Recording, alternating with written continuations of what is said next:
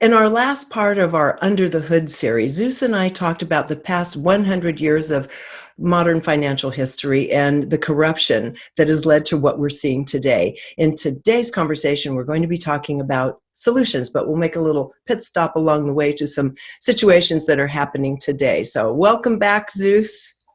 Hi there, Regina. From upstairs. From upstairs, yes. Okay, so the other night we were watching and Democracy Now! Had a 10-year-old interview with Jean Le Carré, the famous author, and of spy novels. Gosh, he's written over 20 of them, and he just passed away recently. And what we found so intriguing about the conversation with him was he was talking about, at that time, his latest novel, which was called something We Are... Our Kind of Traitor. Our Kind of Traitor. Okay, Our Kind of Traitor. We have to remember this guy was with MI6 and MI5 in England. He was a spy, well trained in the field, and an analyst as well. So he knows of what he speaks. And in this conversation, he said, I'm just talking about what is. There's no embellishment in this novel about the financial systems. And you and I were both we were both recognizing the profundity of what that means. And I'd like you to jump in and make a comment. And then I'll bring up in a second here, Catherine Austin Fitts and her take on it in an interview a few years ago. I think what's happened is that the monetary system has been portrayed as the white market and the black market, just as there are white hats and black hats in the conspiracy community. What we're finding more and more is that those two are so intermingled as to be almost indistinguishable.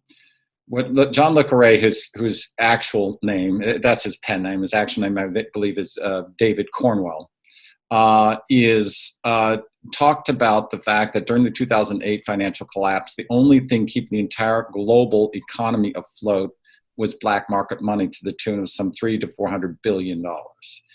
So fast forward today, and almost no bank, and he also mentioned that in this interview, can do business or make the profits that they want or need without huge doses of black market money. We're talking drug trade, we're talking illicit trafficking, we're talking about wherever it comes from. Well, also money laundering, tax fraud, everything that can be embedded in that with what we call the elite, which I think we need to change that term. But right. And by the way, I just wanted to throw in, as you continue on this, when I interviewed Catherine Austin Fitts, as I mentioned a moment ago, she told me that our economies, our global economies, cannot exist without this money laundering and drug trade by the governments. And as we know, our CIA and other countries' intelligence communities have all been involved in these really shady, dark, greedy activities in order to keep their coffers full, so that only a few really benefit from it. And I'd like you to kind of continue it from there. Yeah, the innovation that's come of the last 10 years since the 2008 collapse, and I've talked about that in my book, Transforming Economy, was that it's kind of come out in the open. Like we have said in past interviews, it's no longer a conspiracy, it's more of an open business plan. We are going to go ahead and all the liabilities are going to go to you, the taxpayer, and the working class. And all the profits are going to come to us, the billionaires and the so-called global elite. And I'd use that word very advisedly. They're not elite in any way, shape, the lowest of the low in many ways, though they portray themselves as that. In the book, I noted that basically they're just creating counterfeit wealth. And it's just another scam. I mean, there's no gold backing money as we have it right now. Right. And when money is printed, it's printed on the backs of you and me, because any extra money that's unbacked, that's printed, dilutes our buying power, as we said in the previous episode. So what better way to continue that than to look into better markets? And black markets are some of the most profitable markets out there. Gambling is extremely legal and illegal. Gambling is extremely profitable. Drugs obviously are. I would say that so-called healthcare industry, which I call the sick care neglect industry, or the sick neglect industry, is a multi-trillion-dollar boondoggle as well. So the whole idea is to extract as much as you can, give as little as you can. You look at the sick neglect system as an example, and it raises premiums to the nth degree.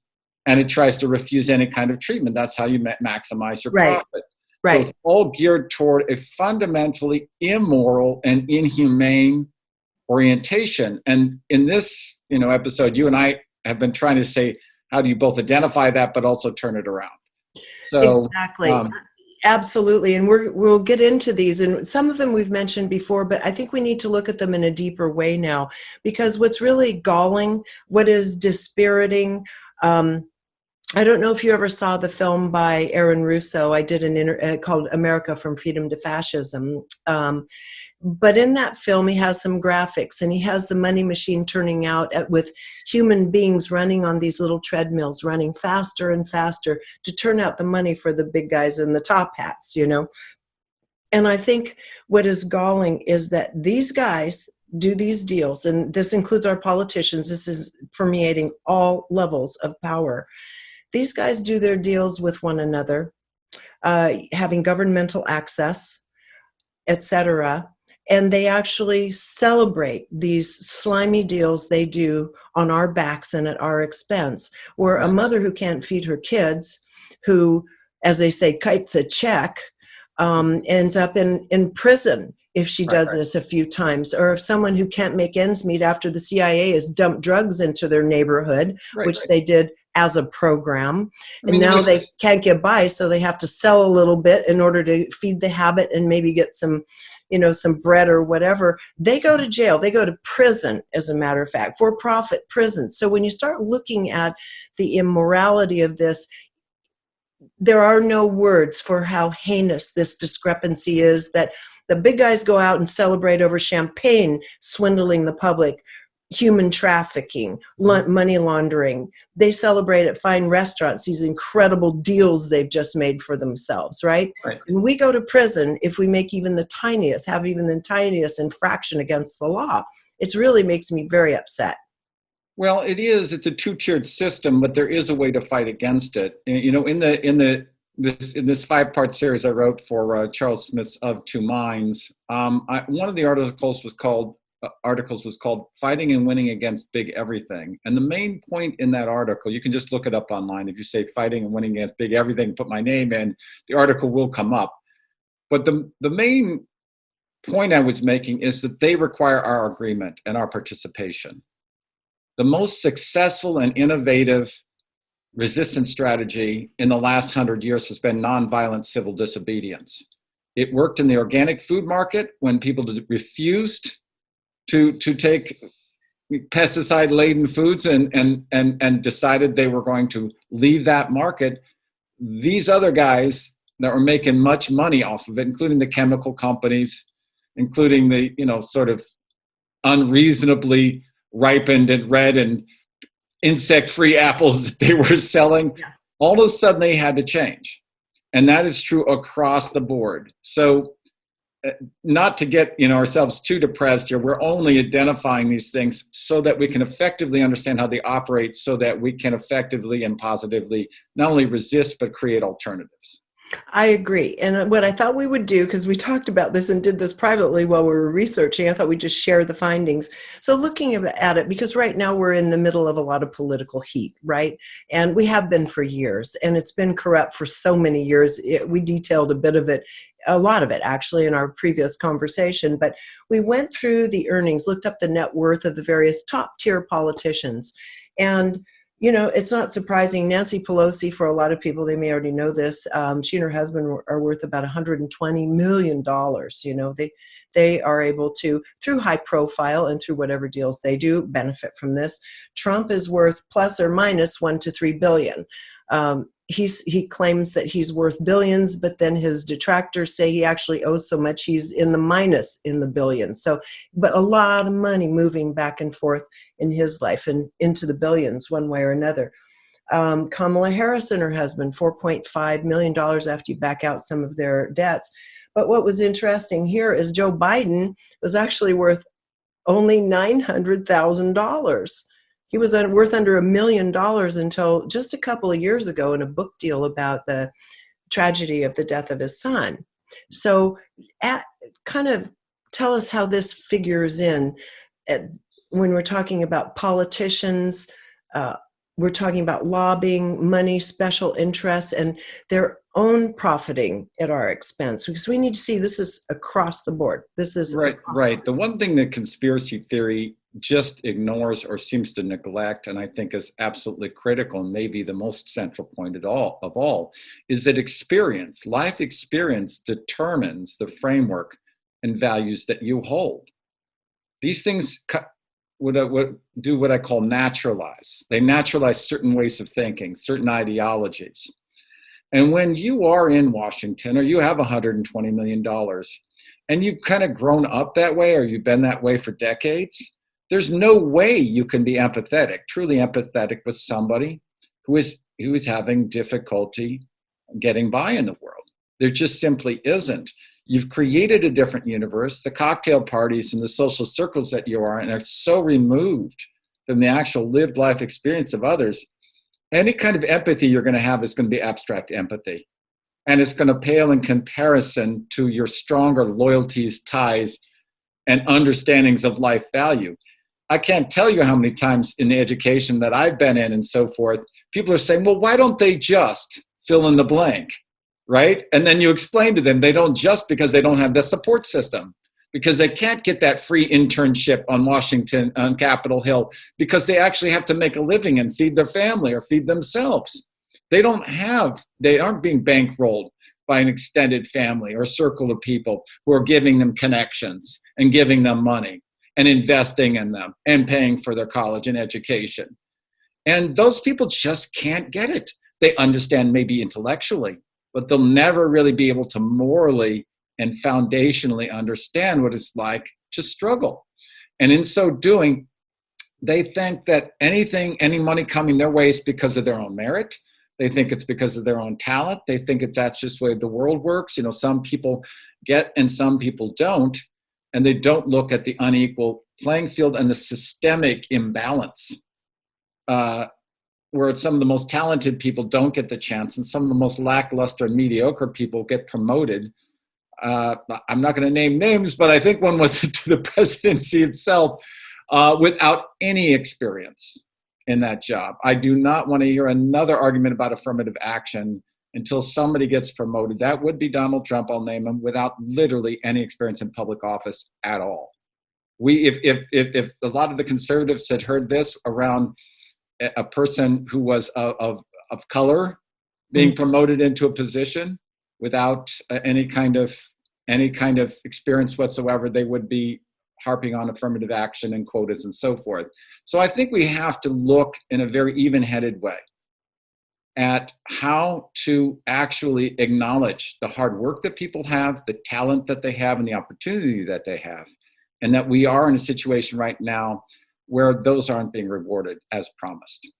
No, they're not. So, I mean, here we are at this social strata and economic strata in this world of people who are essentially have power over our lives via legislation, at least, not in the streets, but via legislation, who are really almost all of them completely out of touch with what the average person is going through on the street. And we've seen this in recent political maneuverings regarding, relief around COVID and so forth. And so this is just embarrassing and kind of dirty to watch. So now that bubble is very similar to what we talked about last time, which is the bubble of the stock market. Operating in its own universe, having nothing to do with the on-the-ground real economy of the world. So these are the bubbles, the power bubbles, the money bubbles, that essentially have nothing to do with us, the 7 billion plus people on the planet. So let's take the conversation to us. Let's do that. But first, let me make a little bit of somewhat of a disclaimer, at least something that goes ahead and informs it. I'm not in the neoliberal. We talked about neoliberals and neoconservatives in the last thing. We are neither one of us in either camp. Okay, you have one camp that uses political correctness, that uses image, right? And images of political correctness to try to forward some passive notion of a certain group of elites ruling over you. And then others using fear and nationalism and sometimes racism to do the same thing. Right. These people are actually coming from the same space. They're not here interested in empowering you and me. They're interested in finding different regimes to leverage their own.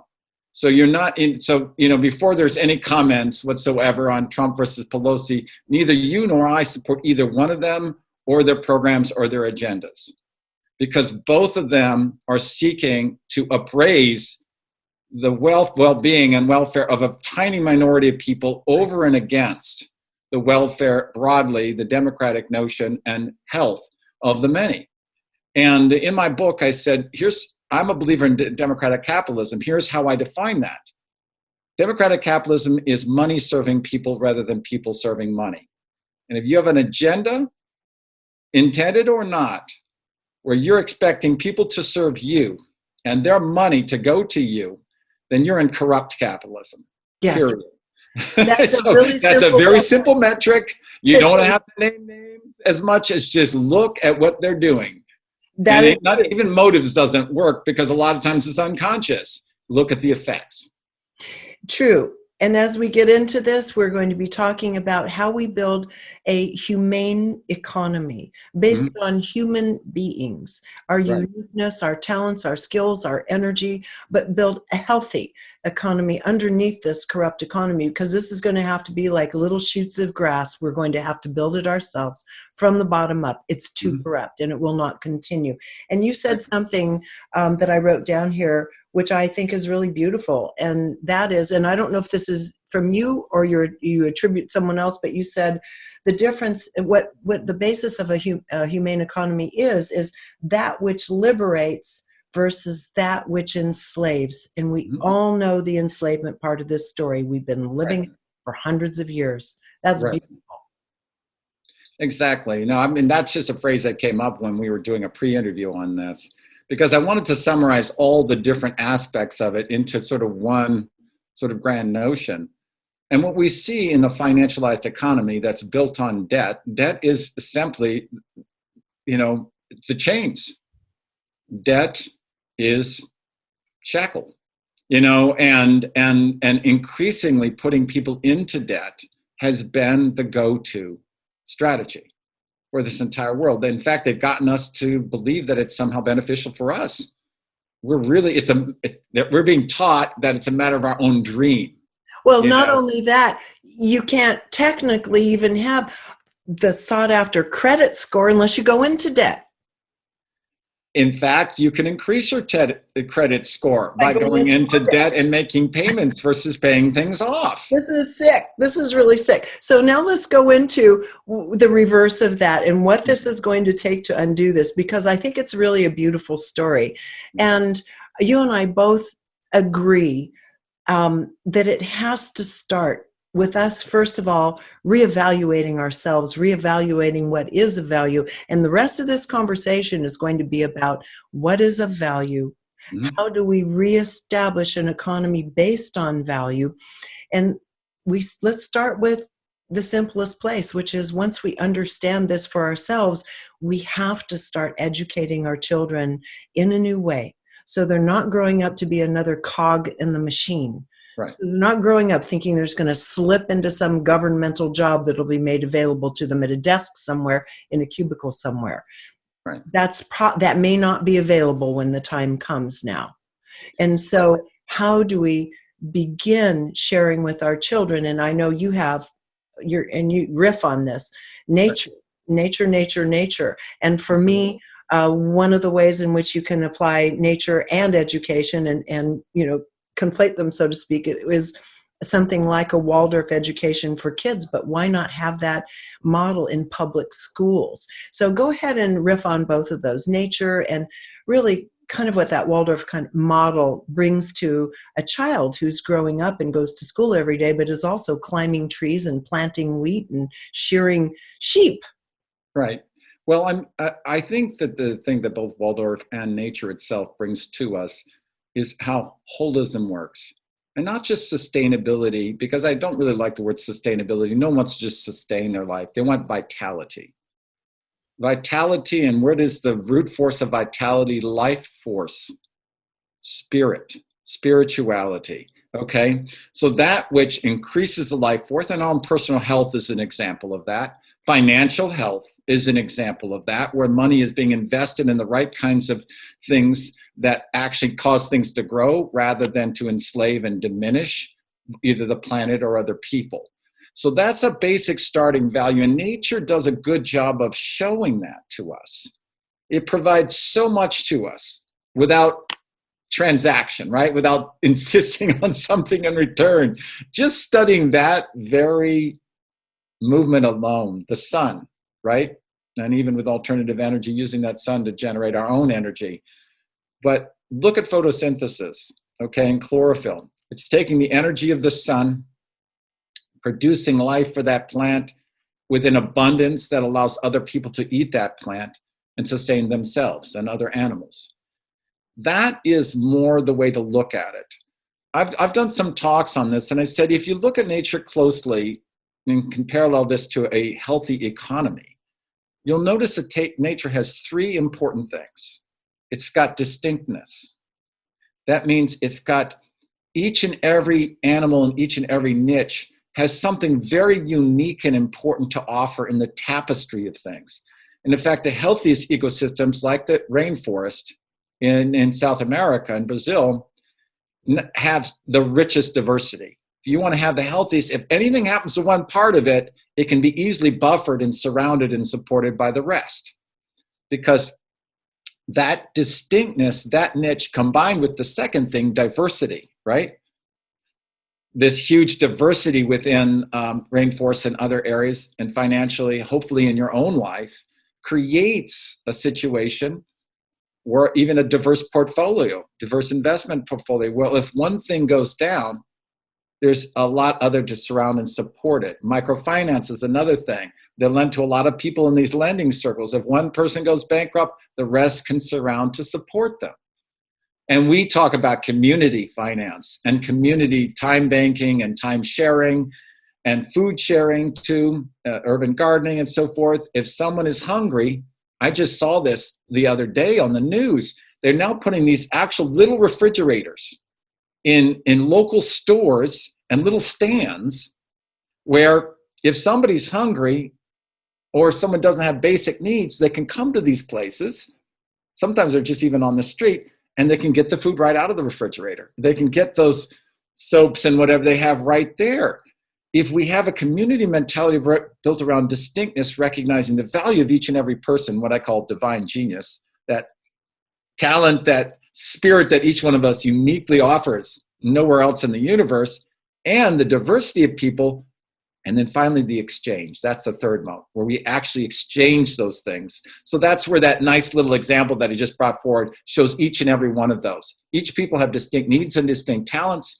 There's a diversity of people. They're all supplying those needs from that diversity. And then we have the exchange, where those people who have extra, who have some access, end up bringing it forth for the people who have not enough. And that provides kind of an understanding, very much backed by the way nature itself does things, to help us gauge what real sustainability and vitality is. You know, for me, I've always had this ideal vision of what our little townships, communities, small cities can look like. And to me, it's all about this incredible, you call it divine genius, the skill sets, talents, and desires of human beings. And there's no shortage of that, other than being exhausted right now. There's no shortage of that on the planet. There is someone for everything. There's someone who loves engineering. There's someone who loves figuring out where a leak in a water line is coming from. There's someone who loves grooming our dogs and baking our pies and breads. And there's every human desire and skill and trait is there. And imagine if we had a community where each person could contribute that thing they actually love doing. We'd have very productive and diverse communities and basically happy communities. We don't sadly have in place yet a financial mechanism to essentially loan out and support all that while it gets growing. You can maybe make a quick comment on that before I go to the fact that really what we're going to need before all of that is personal financial literacy. So why don't you just take it away on both of those? Well, the first thing is beginning to recognize the nature of the system. We've been trying to help bring that forward. But if you notice certain attributes of it, it is built on a very stark individualism, either just the single consumer or the nuclear family. And usually it's done competitively right, with others. You're trying to get above. You're trying to keep up with the Joneses or exceed the Joneses. So we have to get understanding that we've been fed this mentality that your worth as an individual and as a family is dependent upon you doing better than others. And of course, social media has only made this worse, because then you brag about this meal and you take the picture and you make yourself look like, that you're successful and that you're Like you're having happy. the most amazing life ever. Yes. It's everyone's own sizzle reel, they call it. Exactly. And all that it is almost a pathetic attempt, honestly, to prove to yourself as well as others that you're having a happy life when you're kind of living on the outside of your own decision-making process, right? All of these forms of worth are being consumed or bought at the cost of your own dignity, but also the cost of your own money. This is where financial literacy, among other things, and that's why I say the first step is to recognize your own programming and where social value has been placed, and to recognize that it's corrupt and to say no to it. Nonviolent civil disobedience. Say, no, I will not contribute to this or that crummy corporation. Right. Well, Go I ahead. would say, depending on a person's age, how long they've been around the planet, where they are in their own financial history, the older generations, I think once you start getting to the Xers and certainly to the boomers, there are kind of entrenched patterns based on the old economic corrupt model. And people just kind of give it a pass and say, well, I mean, what are you going to do? AT&T, it's always going to make some money, or whomever, right? So let's talk about that. And I know you had a situation with an acquaintance of yours who was like all progressive on one end, but right? Yes, I mean, I was, doing some organizing, so social organizing, political organizing around progressive causes, trying to support the notion of supporting the working class and the people who really create value rather than the rentier class. And I learned from this person who was very much along those lines, and actually putting her own work, her own hands. She's a retired, postal worker, had invested a lot of her retirement money in financial stocks like JP Morgan, et cetera, because her quote financial advisor told her to do that. And I was gobsmacked, because I was like, I know that it gets you money, but it's exactly contrary to your values. These people are corrupt, and she kind of shrugged her shoulders like, well, what else are you going to do? Right? Yeah, so let's talk about it. What else are we going to do? Right. And I think this is where we have to have a fairly radical leap of faith. And I don't mean an unpragmatic or like leaping off a cliff here, okay? Because you and I have done this as well. Begin to actually take a step back from investments and say, is it really my purpose to fund my leisure for the next 20 or 30 years, which is the typical way of doing things, and use what I call blood diamond companies? Those are using bad practices, just like in South Africa was using basic almost slave labor to dig up their diamonds. That's where blood diamond comes from. Dangerous practices and nearly enslaved people. Are we going to enslave ourselves to JP Morgan and these people in order to get a return, which is a form of blood money or blood diamond, in order to do what? Be leisurely? Not to actually contribute to our own growth, our own creativity, our own compassion, and to make courageous moves, to meet with other people, to create common cause or connection with other people to make this world a better place. What we're doing is we're becoming rentiers ourselves. We're using bad morals with bad companies to extract a certain kind of rent based in fear that we won't be supported in the future, and we can only rely on ourselves and these bad companies to do so. We have to break through that. We have to make, it's not just a leap of faith, it's really a move of faith, a confident walk of faith, to begin to say, wait a minute, I have extra money, and I'm going to invest in the future of humanity. You and I invested in this company that made amazingly realistic. Yeah, it's kind of shocking. It was lox and bagels, that kind of smoked salmon. Yeah. They did it out of carrots. Had an amazing product. had what mentored by the person from DEA. So we felt that we were using our smarts and intellect because this person was doing a good job, had a good product. And there's a $6 billion industry just from salmon alone, and it could save fish. And what it is, it's vegan salmon. So Yeah. people who want to have, lox and you could pass this off really easily at a brunch and people would hardly know the difference.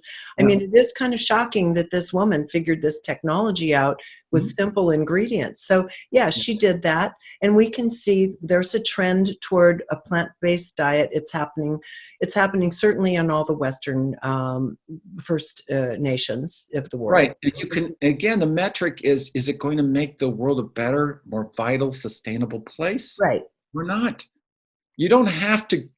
And there are ways. You've been propagandized, and many people have been propagandized to believe the only way you can make money, especially a lot of money, is to do the wrong thing. And you're only going to lose money or be spending your time doing volunteer work to do the right thing. That is propaganda. That's a propaganda of the old system. Talk about that for a moment, Yes. because my father is he's 90. He's old-fashioned, super conservative, sits on his computer, sadly without his glasses sometimes, and makes mistakes, but loves to sit and invest and move his money around in his portfolio, right? And you and he had a talk, and you told him, now you got to get on this Beyond Meat thing. He said, I've been reading about this Impossible Burger thing. And you said, yeah, it looks pretty good. And Beyond Meat and is it their competitor? And you did the analysis and said, hey, why don't you buy that? Because it looks like it moves toward the future. It's serving a growing market. So he really didn't. He just waited and waited, bought all the blue chippers and everything. By the time he got into it, it had tripled. The price had tripled. In a month. In a month. He totally missed out on that recommendation. And he did this in others as well. So let's talk about, because he couldn't make that leap of faith to something that was new. And so he got a modest profit and even a loss in some of his blue chippers, but he's okay. The point being, he couldn't in his own mind embrace this because he's simply kind of too old to really see the need for these emerging products in an emerging market. But we're not. And we have people in their 20s and 30s that are moving this direction. So those are a couple of things that help the planet in terms of all the environmental factors that are serving an emerging new market of plant-based diets. But then you have something like Southwest Airlines, for example. And we're just bringing up a few just to kind of toss them out there. So let's talk about that for a moment. Yeah, I mean, if you were a strict environmentalist, you'd say don't do planes at all, stay local. But, I looked at Southwest and I have the same analysis for these. I said their set point is pretty high because they're a well-run company. And I like the mentality. If anyone's ever rode, Southwest Airlines, they have that kind of funny intro. And the people seem genuinely fairly happy to be there. The corporate culture is very people-friendly. It treats the workers with a degree of respect. Costco is also another corporation, lest anyone think we're just anti-corporation, who is doing best practices around treating workers well, supporting them, scholarships, health insurance, and the whole 9 yards. So it's possible to be a truly progressive and supportive corporate citizen. I'm not anti all corporations. Southwest is similar in that way. And I also advised your dad on that one. And that one doubled about 2.5 times. And it was at the very bottom. And I said, Bill, the set point for this well-run company is up here. And it just dived down. It's going to make it back up to the set point because they're a well-run company. And ethically, I'm okay with supporting them because they actually treat their workers among the best of any airline. And I want to reward companies like that who do that. So the old way was, if you actually invest in something that's healthy, sustainable, or environmentally, you're going to lose money or not get as high a return. And that's not necessarily true. You probably won't get the stratospheric returns of some of the real shark type of investment, right? But you're going to get some pretty healthy returns, and you're going to be improving the planet, and you're going to be making things more available and healthy for other people. So that And I didn't just go on a lark. I looked and analyzed. What's the vitality and viability of this actual company? How well run is it? Because you don't want to just throw your, and we did the same thing with as vegan salmon, was very well done. The whole marketing strategy and everything passed muster. So it's not asking you to be idealistic and just throw your money at something that claims that it's going to be, improving the world, like all those tech companies did at the turn of this century, but something quite different. Yeah, and this is where having some financial literacy comes in. It goes back to doing your homework, meeting up maybe online with other groups who are looking to do safe and sound investing in ways that are going to enhance our future. They're out there. There are groups out there doing this. So that's one way to go. I hope you're enjoying this video, because if you are, there are dozens more like it on my site, all supported by people like you. So if you'd like to keep this work rolling in and join our community, just click on the Patreon button at reginameredith.com. That also gives you access to insider commentary, my live book club, and other live events with special guests. So join in. Thanks. When we were talking about stratospheric, this is something we talked about off camera that is funny. I mean, it's kind of worth bringing up and interesting. Here you have the two supposed wealthiest guys in the world financially. You have Jeff Bezos. What is it? I have it written down somewhere. About $187 billion for Jeff Bezos.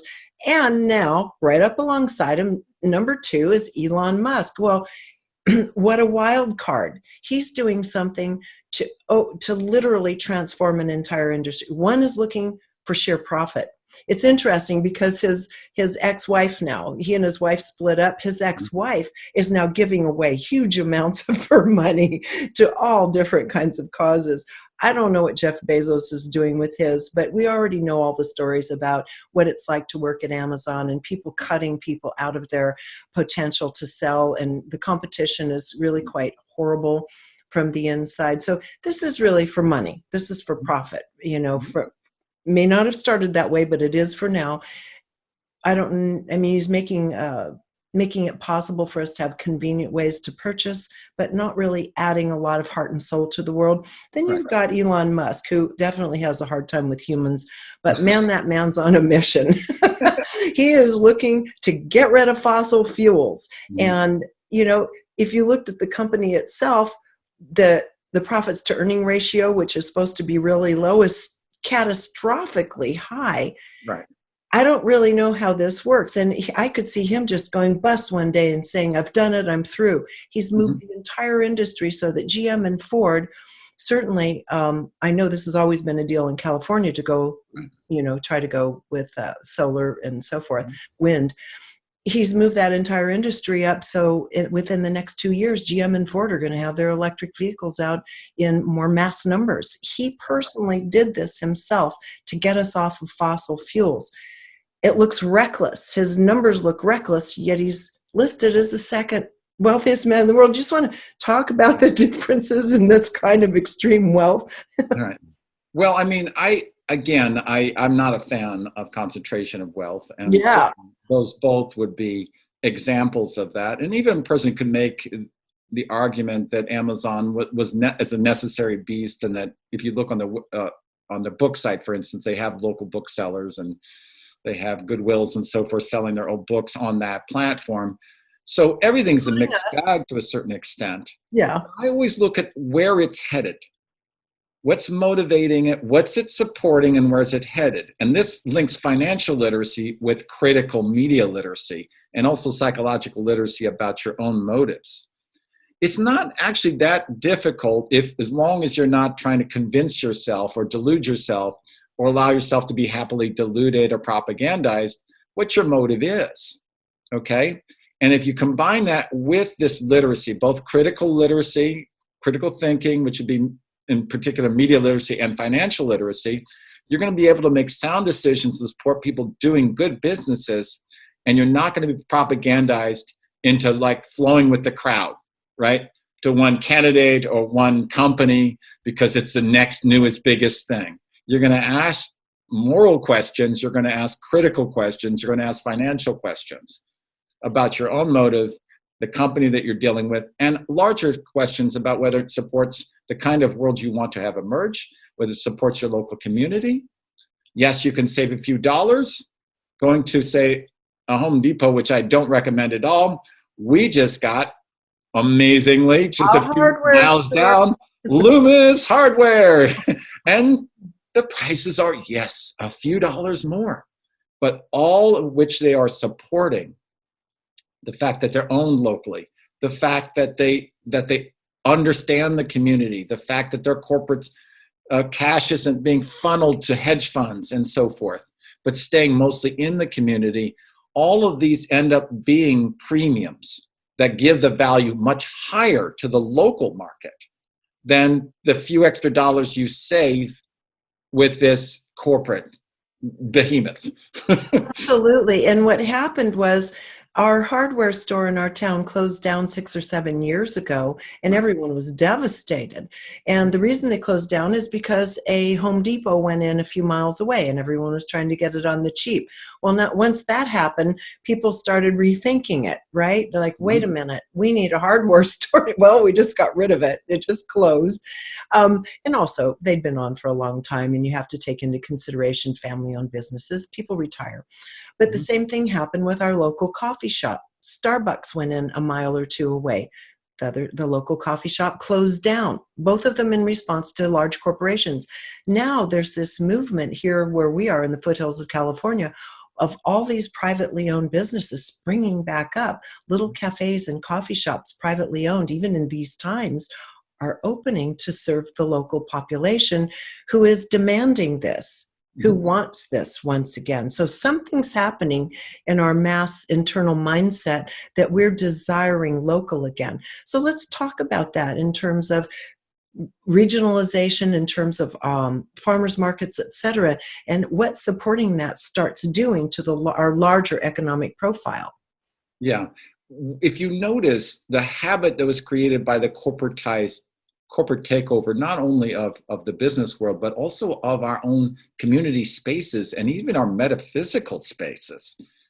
They were selling this notion of competition, individualization over and against others, fragmentation. You can only make money if you're very specialized, and hopefully you'll be in a high-paying specialized job. It goes on and on and on. And quantity over quality. Yeah. Quantity of goods becomes that which is valued and not the quality of life. Even you look at things like terms like standard of living means how much money you have versus quality of life means how deep and satisfying, fulfilling your life is. And that's where we're making from that quantity to quality. You know, there are so many instances of that where you get to see, human capital, a term I hate, right? Where you're treating people literally as transactional pegs and cogs, and you're just churning them in and churning them out due to some job description or some need of some overarching megalith, versus what I call relationship capital, where literally there's a currency and an exchange just in feeling good to help one another and creating community structures that help to support that. We've talked about things like local currency. We'll go into more depth in these later. Peer-to-peer lending. We also had time banking, where we literally trade time on each other. You and I talked about gifting money. One of the most direct things you can do when you have excess of money is find someone, right, or invest in them, not only into their business like we have, but also invest in them just getting their life, or being able to spend some time researching and developing a business or the talent that they have, which they can't do when they've got these two jobs just to make ends meet. So that's another way of investing in other. And there's another side of that, and that is debt. And because so many people are in debt and debt forgiveness. And when we were chatting about this privately, you said that's so basic. It's in the Lord's Prayer, the Christian Lord's Prayer. Forgive us our debts as we forgive our debtors. I used to have to say that in Sunday school every single week, right? But we don't ever think about this. So what does it mean in common terms? Let's take it down to you're a 30-year-old single person or couple. Maybe you have a child or two. Okay. Now, first of all, the boomer generation right now appears to be the last one that has this kind of some inherited wealth still to pass on to their children. And then what happens? You know, our world is different now. The world that created my father's generation's wealth, that some passed down to us, some didn't. I mean, a lot of it was dissipated. And then from our generation down to people in their 20s and their 30s now, it's kind of descending. Right. So say you're a young couple, say you have a job someone has a job as a clerk at Trader Joe's and someone else is doing some online consultation of some kind, and you got a couple kids and you're making the rent and there is no inheritance.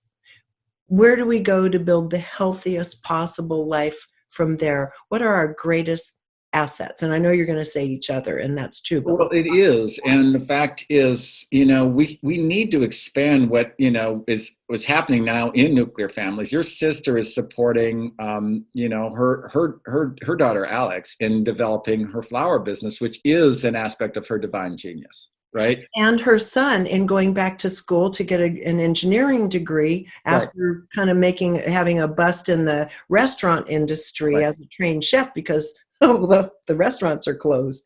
Yeah. So she's supporting both her kids in really meaningful ways.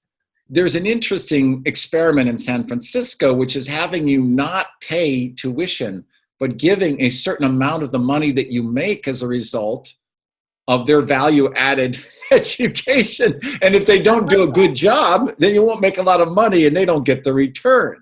So I think of that as a kind of unique, practical example of investing in people specifically, and they don't have to pay tuition, which is a huge cost for most people that they're paying on for decades. And they're willing to actually pay that back and pay it forward to a certain extent into the productivity that you have, and then part of that productivity then put back into the system to create more opportunities for others, as well as to sustain the business itself, the educational institution itself. Innovations like that are poking into the future, you know, and what I love about that example is it says, listen, I'm not going to charge for something worthless. I have faith that this thing works, and if it doesn't work, then you don't have to pay, right? And on the other hand, it's taking out a huge expense and using that faith to motivate a development and expansion of talent, of your own divine genius, and developing that in ways that will take those tools and actually produce value in the world. You know, part of it's monetary or financial value, which you use to help pay back, but it's a forward leaning and looking. Now, look what happens with actual debt. It's the exact opposite. Yeah. Yeah. You're paying forward to be put into debt, right? To be put under a rock rather than being shoved or pushed forward by people having faith in your future and your talent. Right. So in essence, when we're talking about this young couple and they're each working, and now if you have a more complex community, you have people in that community who love children and who offer daycare, for example. At a rate that you can all afford and work with together. So it really, the whole notion that it takes a village to raise a child, it takes a village for people to thrive. It doesn't, not just children, for all of humanity now. It's really going to take us truly developing our professional, social, our networks in our own life on the ground so that we can help one another prosper through these coming times. It's not going to be an easy time ahead. Anyone who says that, you know, that once the pandemic's over, it's a party again, that's not accurate. So we do need to be thinking about these things. You mentioned media literacy. We've talked about really thinking through our investments so it sustains the future. We've talked about financial literacy, educating our children to understand the nature of nature. Right. And how not just diversity, but also collaboration is how nature thrives and how we as people will thrive. And we've just been cut off from all of that. So I would add to that character and virtue education. Absolutely. Going back to the basic virtues. I mean, and this cuts across traditions. I mean, I consider myself part old school conservative, part old school liberal, and part what I call new school progressive. I like the creativity of the progressive aspect. I like the caring or compassion of the old school liberal, right? And I really like the courage to a certain degree and the wisdom that's involved in tradition and old school conservatism. And it's usually old school conservatives that says we need to conserve the wisdom and the best virtues, which we've been losing touch with.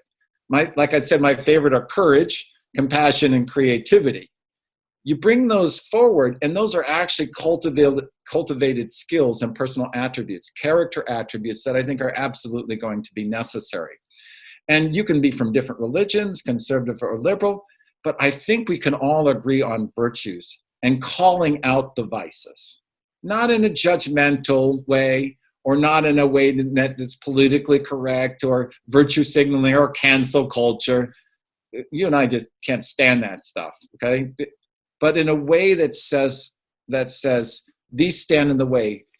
The primary ones are I'm not supporting you anymore. Simply, yes, I'm withdrawing my support from those things which we consider to be damaging and usurious. right, and motivated by greed, Yeah. opportunism, fear, ignorance. They're not that difficult to identify. Right. You know, just Right. take a look at them. Don't make excuses for them. And then support local business, and then support schooling, and support interactions and connections that require the best of us rather than the worst of us. I agree. And also just on a daily basis, literally one event, one day at a time, not looking at life itself as so transactional. And we're all guilty of this. Mm-hmm. We'll go to the grocery store and it's on the list. We're in a hurry. We just want to get our stuff, get out. You know, ideally, we'll just do self-check now, so we don't even have to involve ourselves with another human being. That needs to be rethought. Right. I mean, even if we're going to order a cup of coffee at our local coffee shop, that's a person over there. That's their job. They're there to serve you and help you and help you have a good experience. Why don't we start investing in just even the smallest and shortest of relationships we have on a daily level, just to look someone in the eye, say, how's it going? And have a little chat with them. It's the beginning of breaking this transactional trance that we've been in for so long now, where we're so overwhelmed, we're in such a hurry, we don't even see each other anymore. And I think just starting these small little acts of connection and then starting to educate ourselves and think through what we're involved in, where we want to put our energy, where we want our kids to put their energy, and how we want them to grow and thrive in the world. These are all one decision at a time. I couldn't agree more. I mean, this gift of COVID-19, and it has been a gift. It has been a very much a struggle. I'm not saying it's all a gift, but the way it's impelled us to step back from all this mindless activity and reflect upon our own lives, and to begin to rest a little bit, and to acknowledge that the frontline workers are these poorly paid people who are putting themselves at risk to get us to be food and our necessities. All of a sudden, we are becoming aware where before we were not. We're relaxing before, where we kept on an endless escalation of activity. That endless escalation of activity is creating and accelerating an unsustainable world. Right. And now we're finding what we really need and what we don't need. And this is moving us in a healthier direction. I think so. And yes. And even we brought it up and didn't go into it much. I mean, certainly I think we're hoping that on a governmental level, there's going to be some kind of debt forgiveness program, such as college debt, you know, for example, college loans. But on a personal level, where families are more practical, you got to teach your kids how to be responsible, et cetera. And all of this is good. Self-responsibility is a good thing. But when you're in a real bind and people are doing their best, there's a time at which you say, you know, I'm not going to make you alone as my brother or my son. I'm just going to help you out. I can share a little bit and become just a little bit more sharing with each other. This is this American notion, you have to do it on your own. A lot of times families will loan to one another when they can perfectly afford to say, let me gift this to you, right? And this is one of the myths that I want to explode, that somehow if you're not forced to survive or forced to dwell under some huge burden, that you just sit around, you know, soaking up the rays of sun and wanting to do nothing. That is a myth. People want to engage. They don't want to engage in a fragmented thing that has nothing to do with their joys or their talents, okay, which they've been forced to do, like a poor little kid being dragged to church to hear some Latin mass that has nothing to do with them. You know, it doesn't mean that the kid hates religion any more than people hate to work or hate school. It's not relevant to their lives. It's not intriguing or interesting.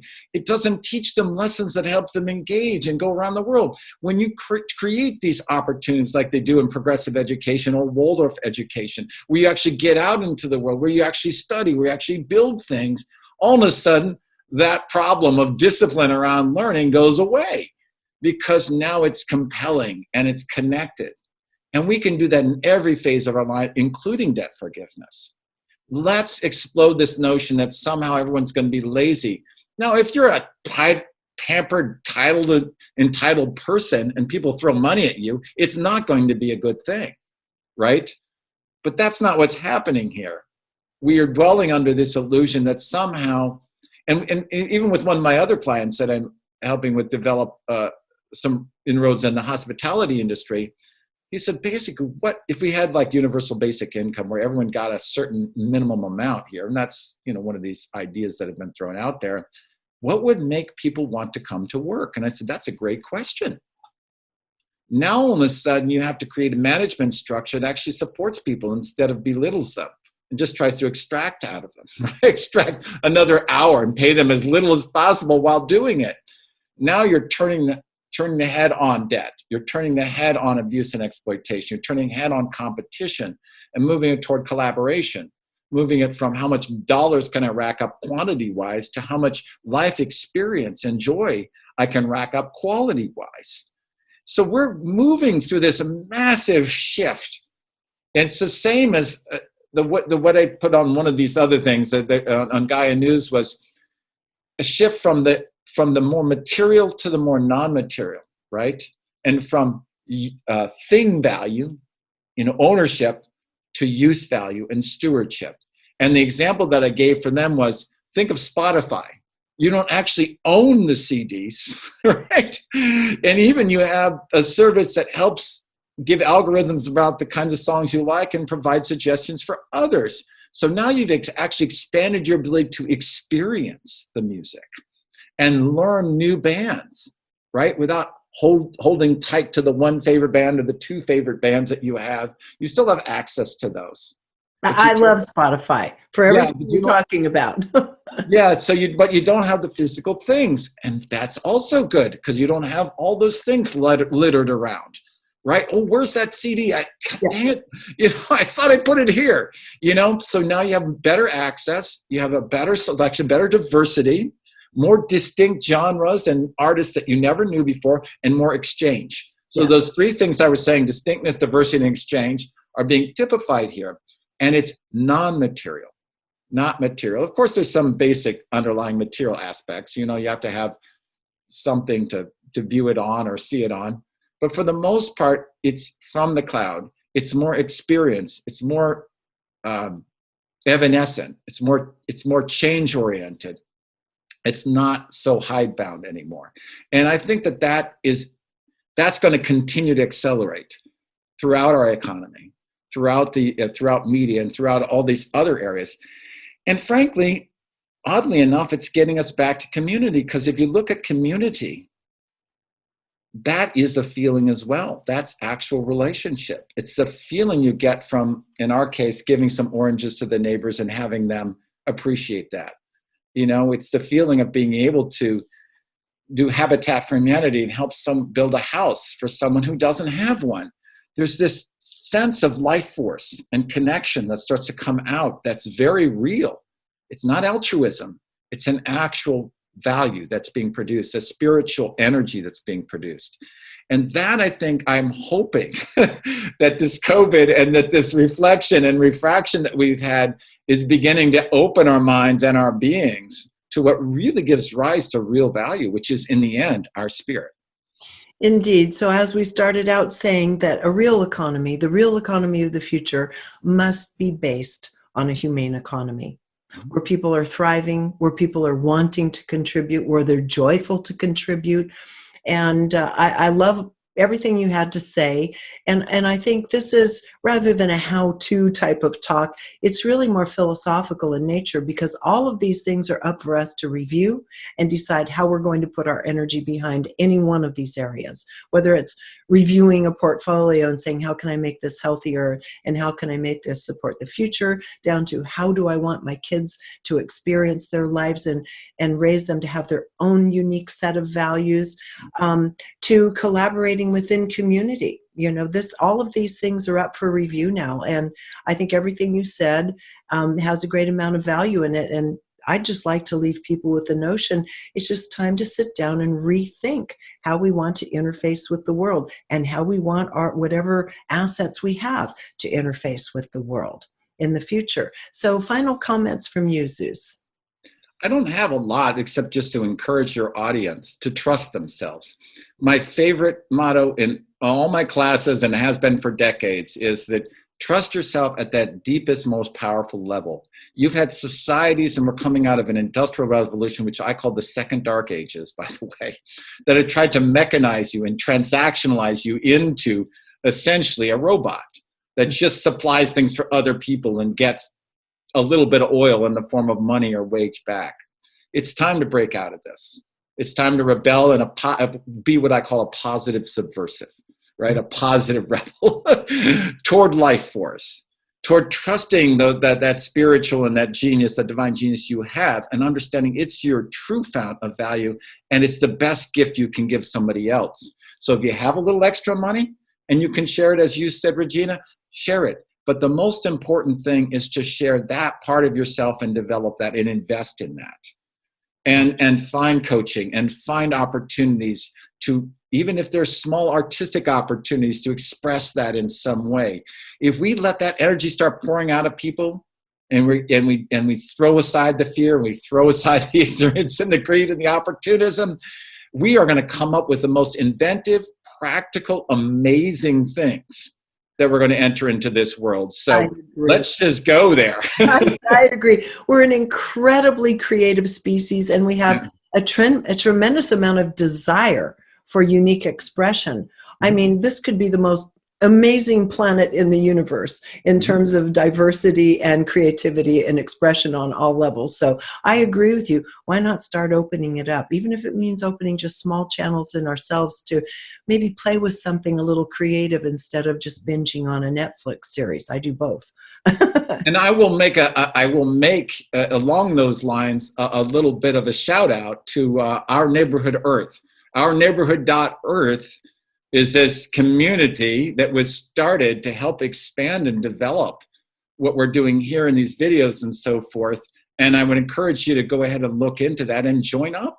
If we're trying to create that kind of currency, that kind of interchange on that community. Yes, and thank you for bringing that up. I always forget to, and the fact is, it's been amazing. I'm just amazed to see some of the people that show up. Like, no, this is how we need to go about it. You post something on the bees, someone says, I've been a farmer for years and I have invested myself in entomology. I'm educated. I understand how bees operate, how pests operate. I have a natural pest control company. This is just one person. From every kind of person is on in this neighborhood offering their skills and expertise. It's just amazing. So thank you for bringing it up, Zeus. So thank you again, Zeus. Until part 3 of Under the Hood, we'll say goodbye for now. Okay. So everybody, again, you can watch part 1. You can watch part 2. And this is part 2.5 you've just seen. And then we'll have part 3 of Under the Hood, which will really focus on us and our personal well-being and health in the next one. Until next time, thank you for joining us here on reginameredith.com.